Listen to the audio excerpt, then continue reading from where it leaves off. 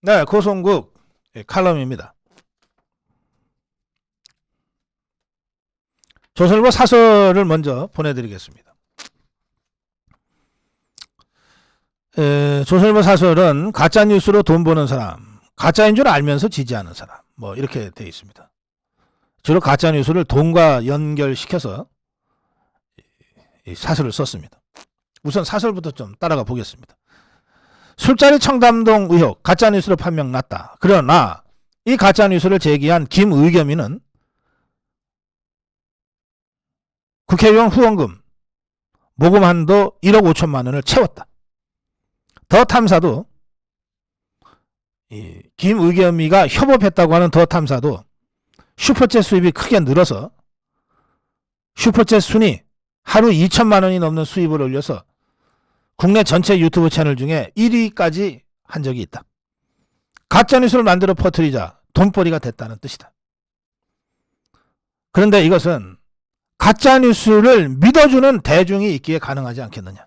가짜뉴스인 줄 뻔히 알면서도 김의겸이한테 후원금 내는 대중, 가짜뉴스인 줄 뻔히 알면서도 더 탐사 유튜브에 슈퍼챗 2천만 원씩 해주는 대중이 있기 때문에 이 자들이 돈벌이 할 수 있게 되는 것 아니냐. 가짜를 믿는다기보다는 가짜를 밀어주는 그런 경향이 강한 것 같다. 가짜뉴스를 만드는 사람들의 목적은 돈과 권력이다. 광우병, 천안함, 세월호, 사드 전자파 괴담 등 모두 특정 세력이 정략적으로, 좌파들이 정략적으로 생산 유포했다. 지지자들을 결집시키고 그 과정을 통해서 자신들이 돈을 벌어들이는 것이다. 사람들은 자기 신념과 일치하는 정보는 우호적으로 받아들이고 자기 신념과 다른 정보는 폄하하거나 부정하는 경향이 있다고 한다. 실제 그런 실험 결과도 있다. 지난 대선 직전에 대장동 사건이 이재명 게이트가 아니라 윤석열 게이트라고 답한 사람이 무려 40%에 육박했다. 이런 지지자들에게는 사실 여부, 이게 팩트인지 아닌지는 별로 중요하지 않다.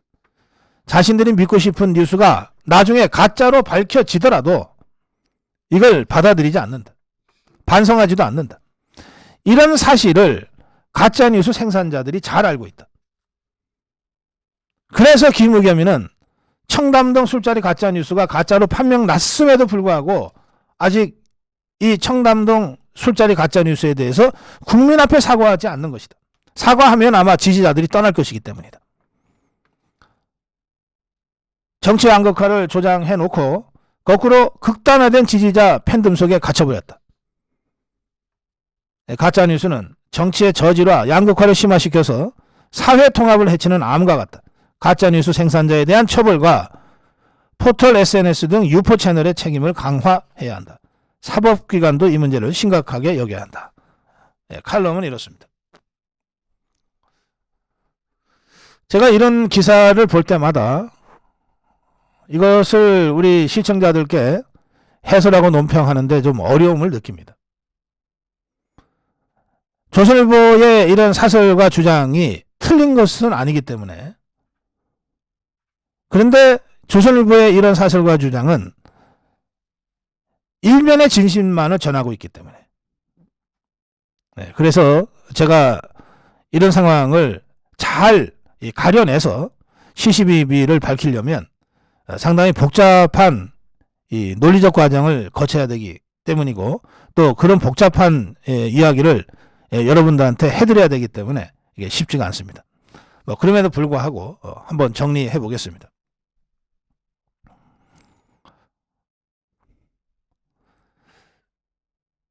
저는 지난 10년 전부터 전 세계 언론 지형에 아주 구조적인 변화가 일어나고 있다, 이렇게 생각합니다. 그 전까지 100년 전까지 거슬러 올라갈 필요는 없겠습니다. 2000년대 초반에 뉴스 영향력이 가장 컸던 것은 KBS, MBC 9시 뉴스였을 겁니다. 대통령들도 다 그 9시 뉴스를 봐야 뉴스를 봤다고 생각할 정도였습니다. 그런데 이명박 정부에서 종편이 대거 허가된 이후 주요 시사 정치 뉴스와 프로그램은 지상파에서 종편으로 옮겨갔습니다.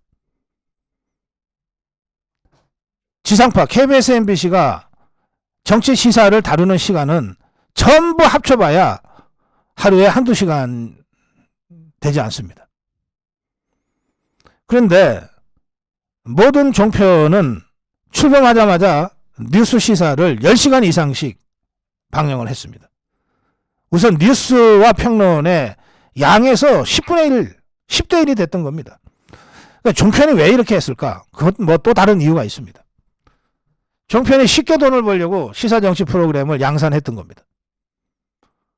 종편이라고 하는 건 종합 채널이니까 예능도 하고 드라마도 하고 시사 정보도 하고 뭐 스포츠도 하고 이렇게 종합적으로 해야 되는 건데, 예능 드라마를 만들거나 뭐 예능을 만들거나 무슨 스포츠 중계를 하거나 이게 돈이 많이 들어요. 제작비가 많이 들어요. 반면에 정치 시사 프로그램은 MC 한 명 세워놓고 헐값으로 정치평론가 몇 명 섭외해서 앉혀놓으면 그게 다예요. 그야말로 헐값으로 이 평론가들을 다 앉혀놨습니다. 뭐 액수까지는 제가 말씀드리지 않겠습니다.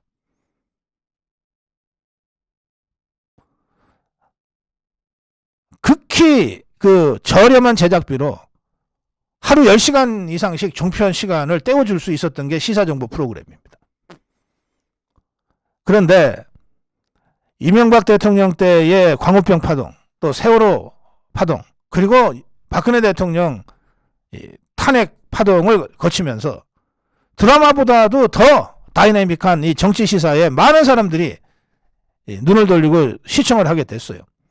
시청률이 계속해서 고공행진을 했는데 제작비는 그야말로 얼마 들지 않는 황금알을 낳는 거위 같은 것이 이 시사정보 프로그램이 됐습니다. 그래서 종편들이 10시간, 12시간씩 시사정보를 다뤘던 겁니다. 그 바람에 시사정치의 중심이 KBS, MBC에서 종편으로, 신압으로 넘어오게 됐습니다. 종편 시대는 정치 시사 영역에 있어서 가장 큰 영향력은 종편이 갖게 됐습니다. 그 다음이 KBS, MBC 같은 지상파 또는 라디오 시사, 그리고 이제 그 다음이 신문입니다. 우리가 언론 그러면 가장 먼저 떠올렸던 조중동은 지금 그 매체의 영향력이라고 하는 게 극히 위축돼서 뭐 매체의 그 영향력 순위에서 4위, 5위 정도로 밀려났습니다. 그런 상태에서 지난 7, 8년 전부터 유튜브라고 하는 새로운 SNS의 커뮤니케이션 채널이 열리기 시작했습니다. 원래 이 유튜브는 좀 재밌는 동영상, 뭐 또는 좀 야한 동영상, 또는 뭐 기괴한 무슨 이 동영상, 이런 것들로 시작이 됐어요. 재미삼아 봤던 겁니다. 그런데 이 유튜브가 문재인 좌파 정권의 그 폭압 속에서 지상파에서 쫓겨나고 종편에서 쫓겨나고 라디오, 신문에서 다 쫓겨난 우리 자유파 평론가들, 자유파의 스피커들이 마지막으로 쫓겨서 대중과 만날 수 있는 그런 SNS 공간으로 확장이 된 겁니다. 그래서 그동안은 그저 웃기는 영상, 자극적인 영상, 선전적인 영상 정도만 가지고 돈벌이 했던 유튜브가 지난 문재인 좌파 정권 5년 동안에는 지상파, 종편, 라디오, 조중동이 전혀 하지 못했던 우리 자유파의 목소리를 전하는 정치 시사 정론 방송으로 자리매김이 되게 된 겁니다. 이것은 KBS, MBC 지상파가 자초한 상황이고 종편들이 자초한 상황입니다. 저도 그 과정에서 지상파에서 축출당하고 종편에서 축출당하고 라디오에서 축출당하고 대중과 만날 유일한 수단, 유일한 채널인 유튜브에서 제가 여러분을 만난 지 5년째 되고 있습니다. 그러자 이 유튜브의 강력한 영향력을 뒤늦게 감지하게 된 좌파들이 두 가지 방식으로 유튜브를 공격했습니다. 첫째가 저거 가짜뉴스나 만드는 것들이다. 때려잡아야 된다는 것이었어요. 그거 하기 위해서 지금 한상영이를 방통위원장으로 아직도 앉혀놓고 있습니다. 저희 고승국TV는 좌파들의 제1표적이 돼서 4년 내내 광고 탄압받고 있습니다. 수많은 좌파 해커들의 공격을 받고 구글 가이드라인에 의해서 제한받고 있습니다. 또 다른 하나는 좌파들이 좌파 유튜브를 우후죽순처럼 만들어내서 우파 유튜브에 대항하기 시작한 겁니다. 뭐 유시민이가 어쩌고 김어준이가 어쩌고 뭐 더 탐사가 어쩌고 그런 것들이 들어와서 이제 자유파 유튜브의 정론에 맞서서 좌파 선전선동을 시작한 겁니다. 선전선동이니까 이것들은 팩트인지 아닌지가 전혀 중요하지 않아요. 박근혜 대통령을 매도하고 윤석열 대통령을 공격할 수만 있으면 가짜든 아니든 상관없는 거예요. 그래서 김어준의 가짜뉴스, 더 탐사의 가짜뉴스 이런 것들이 판을 치게 된 겁니다. 진짜 때려잡아야 될 가짜뉴스는 바로 저 좌파 가짜뉴스들입니다. 가짜 유튜브들이에요. 좌파 유튜브들이에요. 그런데 지금껏 단 한 번도 한상혁이가 방심위원장 하는 정연주가 이 유시민이 김어준이 더 탐사 이런 좌파 유튜브들에 대해서 가짜뉴스 근절이라는 차원에서 제재를 가했거나 주의를 줬거나 광고를 제한했거나 했다는 이야기를 제가 들은 바가 없어요. 대통령은 바뀌었고 정권은 바뀌었지만 여전히 광고 탄압은 우리 자유파 유튜브들을 향해 있습니다.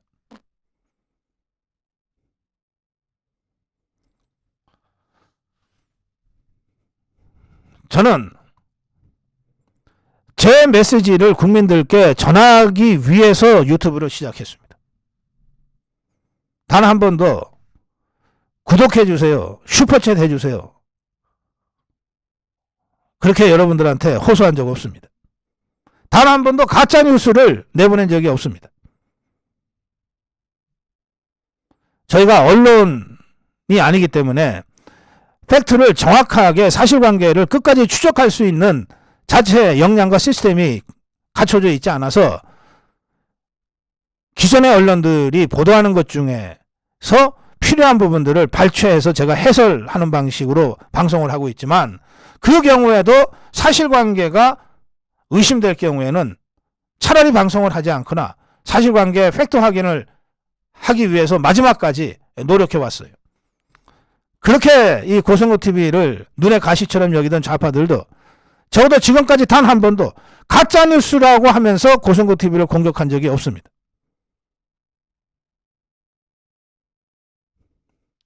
자, 이제 마지막 결론을 말씀드리겠습니다. 좌파들, 유시민이, 김어준이, 더 탐사, 하는 허접한 쓰레기 같은 것들의 좌파 유튜브들의 목적은 돈과 혁명을 선전선동하는 것들이 어느 것이 선후인지 어느 것이 주정인지 모를 정도로 섞여 있습니다. 이 자들은 선동하면 돈이 오고 선동하면 종북주사파의 혁명 노선에 복무하는 거다 라고 거의 일체화되어 있어요.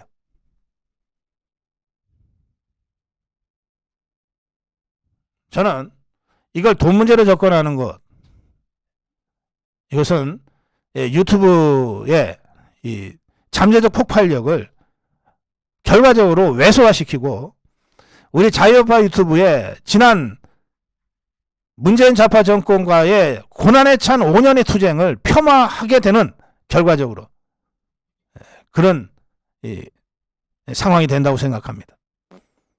물론 자유파 유튜브들도 무슨 하늘에서 떨어진 돈 가지고 유튜브 방송을 하는 것이 아니기 때문에 최소한의 단순재 생산을 하기 위해서라도 수익 구조를 만들어 가야 돼요. 그렇다고 해서 돈이 먼저였냐, 돈이 더 중요한 것이었냐, 그렇지 않습니다.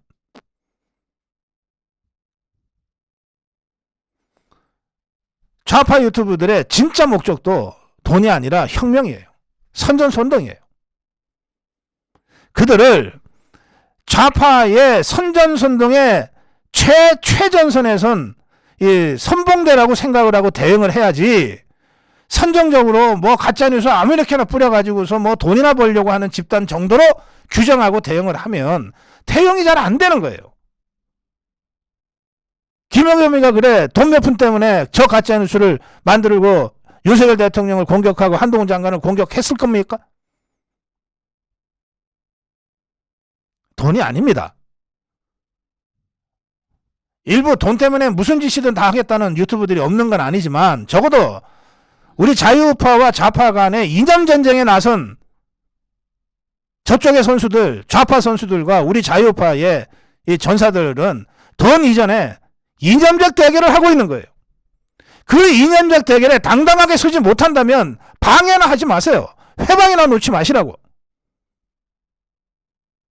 TV조선이, 조선일보가 언제 단 한 번 자유우파와 좌파 간의 전면적인 이념투쟁에 한 전 가운데 전선을 이익을 담당한 적이 있습니까?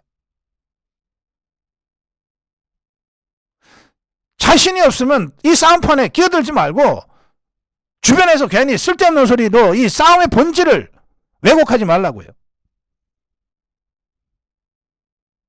우리 자유우파 유튜브들과 좌파 유튜브들은 이념전쟁을 하고 있는 거예요. 근데 좌파들이 워낙 더럽기 때문에 이념전쟁과 돈 문제를 들이 섞어놔가지고 돈처럼 보일 뿐이에요.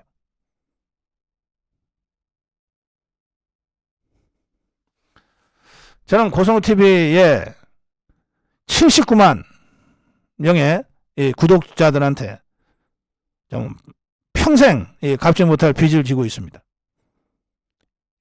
이분들 우 몰려다니면서 무슨 집단적으로 행동하는 분들이 아니에요. 79만 한 분 한 분이 지난 5년간 고성국TV가 하는 것을 보고, 고성국이가 하는 것을 보고 자발적 결단으로 고성국TV의 구독자가 되셨고, 고성국TV의 만만 캠페인 후원자가 되신 거예요. 어떤 누가 강요했습니까? 어떤 누가 집단적으로 몰이를 했습니까? 이게 자유파의 품격입니다.